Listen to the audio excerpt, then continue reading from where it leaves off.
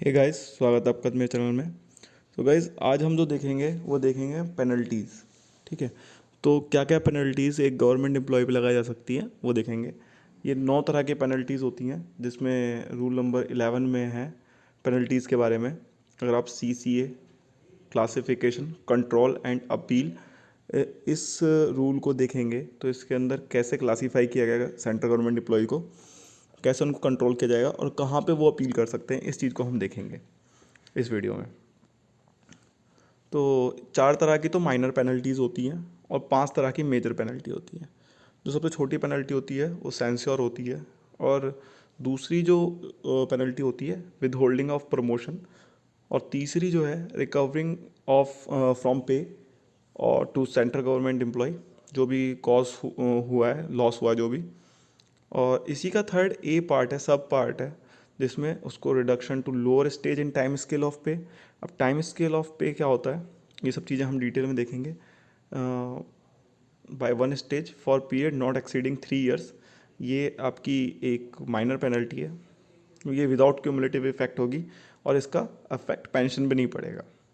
चौथी पेनल्टी जो है ये विद होल्डिंग ऑफ इंक्रीमेंट। तो इन 4 पेनल्टी को हम माइनर पेनल्टी को देखते हैं अभी, फिर मेजर पेनल्टीज़ को देखते हैं। तो देखिएगा, इस सेंश्योर, सेंश्योर का मतलब क्या होता है, निंदा करना। यानी कोई भी उसने काम किया है ऐसा जिसके लिए उसके ऊपर पेनल्टी लगाई जा सके, तो सबसे छोटी पेनल्टी जो है वो सेंश्योर लगाई जा सकती है, यानी कि उसकी निंदा कर देना। दूसरा है विद होल्डिंग ऑफ प्रमोशन। इसमें क्या है, किसी का प्रमोशन को रोक देना 2 साल, 4 साल, 5 साल के लिए। तो जब भी उसका प्रमोशन आने वाला होगा तो उसके प्रमोशन को रोक देना, ये भी एक माइनर पेनल्टी है। अब इसी का थर्ड पेनल्टी जो है रिकवरी फ्रॉम पे। जो भी उसने लॉस किया है गवर्नमेंट को, कुछ ऐसा उसने गतिविधि कर दी जिसके से गवर्नमेंट को लॉस हुआ है, तो उसका रिकवरी करना उसकी पे से, ये भी एक माइनर पेनल्टी है। ठीक है। अब इसमें जो नेक्स्ट वाली पेनल्टी है, जो थर्ड का सब पार्ट है, इसमें रिडक्शन करना है to lower stage in time scale of pay by one stage, और इसका पीरियड 3 साल से ज़्यादा नहीं हो सकता।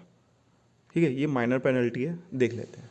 जैसे कोई व्यक्ति है, ये लेवल 7 में है, अगर वो लेवल 7 में और उसके ऊपर यह पेनल्टी लगा दी है lower stage in of pay by one stage, तो ये लेवल 7 है जैसे, और ये लेवल 8 है। इनके अंदर सेल्स बनी होती हैं, यहाँ भी इस तरह से सेल्स बनी होती हैं। ये लेवल 7 है, ये लेवल 8 है सपोज़। तो इसमें क्या होगा कि जैसे किसी को पेनल्टी लगाई लोअर स्टेज, इसको कहते हैं हम टाइम स्केल ऑफ पे, इसको कहते हैं हम टाइम स्केल ऑफ पे। और ये जो हैं इनको कहते हैं स्टेजेस। ये स्टेजेस हैं जो आपका हर साल इंक्रीमेंट लगता है, ये स्टेजेस हो गई। तो अगर किसी को रिड्यूस किया जा रहा है एक स्टेज, तो यानी कि जैसे किसी का अगर यहाँ पे देखें 44,900 बेसिक होता है, फर्स्ट 45,000 मान लेते हैं, और फिर उसका नेक्स्ट इंक्रीमेंट 46,000 हो जाता है, फिर नेक्स्ट उसका 47,000 हो जाता है, और कोई यहाँ पे है इस वाली स्टेज पे है, तो उसको एक इंक्रीमेंट डाउन कर देना, 46,000 पे कर देना, है ना। तो अब क्या है कि अब जब उसका फिर विद क्यूमुलेटिव इफेक्ट जो है, अगर विद क्यूमुलेटिव इफेक्ट है या विदाउट क्यूमुलेटिव इफेक्ट है, तो पहले विदाउट क्यूमुलेटिव इफेक्ट देख लेते हैं, क्योंकि विद क्यूमुलेटिव इफेक्ट एक मेजर पेनल्टी होती है। तो विदाउट क्यूमुलेटिव इफेक्ट में क्या होगा कि जैसे कि अगर ये 2 साल के लिए लगा दी पेनल्टी, है ना, कि लोअर स्टेज कर दिया इन टाइम स्केल ऑफ पे, तो ऐसी कंडीशन में क्या होगा कि 47,000 से उसका 46,000 कर दिया, वन स्टेज ही डाउन कर सकते हैं माइनर पेनल्टी में। ठीक है, बाकी मेजर पेनल्टी में देखेंगे। और 3 साल ज़्यादा नहीं कर सकते, 2 साल के लिए कर दिया है। तो अब इसकी जो सैलरी हो जाएगी अभी 46,000 हो जाएगी, क्योंकि वन स्टेज डाउन कर दिया है ना। अगर उसका मई में मान लो उसको वन स्टेज डाउन किया और जुलाई में उसका इंक्रीमेंट लगना था, तो उसका जो इंक्रीमेंट है वो नहीं लगेगा। ठीक है, विदाउट क्यूमुलेटिव इफेक्ट में अगर 2 साल का लगाया है तो जुलाई, मान लो जुलाई 2025 में उसका इंक्रीमेंट होना था, तो जुलाई 2025 में नहीं लगेगा, और 2 साल लगाया था जुलाई 2026 में भी नहीं लगेगा। ठीक है। और जो उसका फिर जब उसका पे वो होगा, रीस्टोर होगा, तो उस कंडीशन में उसको जो पे इंक्रीमेंट मिलने थे यानी कि अगर किसी को 47,000 से 46,000 में किया था और उसका इंक्रीमेंट अगला 47,000 होना था, जो नहीं हुआ क्योंकि पेनल्टी लगी हुई थी। पेनल्टी पीरियड में कोई इंक्रीमेंट नहीं लगेगा क्योंकि विदाउट क्यूमुलेटिव इफेक्ट है ना, 1 स्टेज डाउन। और दूसरे साल जो 48,000 होना था वो भी नहीं हुआ, है ना, वो सेम 46,000 ही लेता रहेगा, जबकि 47,000 पे था, एक स्टेज डाउन कर दिया था, तो उसको जो इंक्रीमेंट था वो 47,000 से 48,000 वो नहीं मिला।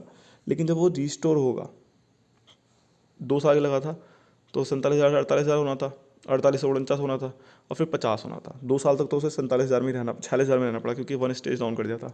लेकिन जब उसका पे रिस्टोर होगा तो उसे वहाँ से वापस 50,000 पे रिस्टोर किया जाएगा विदाउट क्यूमुलेटिव इफेक्ट में। लेकिन अगर विद क्यूमुलेटिव इफेक्ट है तो उस कंडीशन में जो उसका पे रिस्टोर होगा वो वापस से वहीं पे होगा जहाँ से उसको 1 स्टेज डाउन किया गया था। तो ये आपकी माइनर पेनल्टी थी।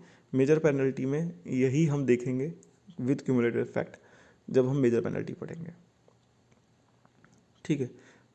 इसमें बस यही कंडीशन है कि इसमें 3 साल के लिए किया गया है और हो सकता है कि उसमें कोई टाइम की लिमिट नहीं है ऐसी। अगर टाइम लिमिट हटा दी तो ये मेजर पेनल्टी बन जाएगी, ठीक है।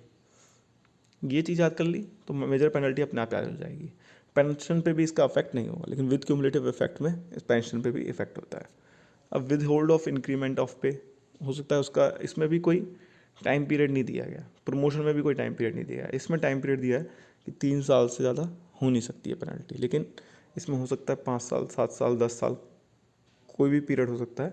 और इंक्रीमेंट ऑफ पे में with holding of increment of पे, इसमें भी कोई भी टाइम पीरियड हो सकता है, 1 साल, 2 साल, 3 साल से इंक्रीमेंट ना दिया जाए। तो ये सब आपकी माइनर पेनल्टीज़ थी। आई होप आपको ये अच्छे से समझ में आई होगी। अगर फिर भी कोई डाउट है तो नीचे कमेंट सेक्शन में टाइप करना। अब नेक्स्ट क्लास में हम देखेंगे मेजर पेनल्टी।